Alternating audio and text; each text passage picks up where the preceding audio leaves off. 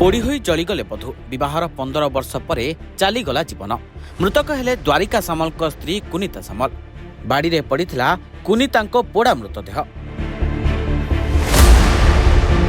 अन्यपटे हत्या अभियोग आनी थाना रे लिखित अभियोग कले कुनीता बाप घर लोके।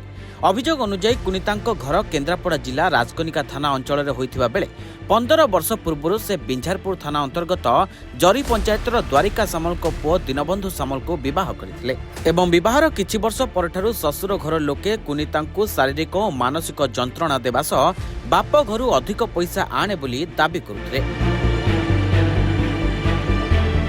अन्यपटे आज सकाळु सकाळु घर पछपट बाड़ी रे कुनीता मृतदेह पड़िथिबार देखिबाकु मिलितला। आउ ए घटना पर स्वामी द्वारिका थाना रे अटक रखी अधिक तदंत आरंभ करिछि बिंझारपुर पुलिस। तपस्विनी राउत ननद को विवाह देइथिले जरी रे जदरे काली द्वारिका सामल ताको पोड़ी की ता स्वामी मारी देइछि। 15 वर्ष हो गेलानी 2010 अनुभव करू तो मारी दिया जाइछि। ए करदाम गुडे करिथिला ननद ना स्वामी तो मद पिए ना कोन कर परिबो भिन्न हे जाइथिला।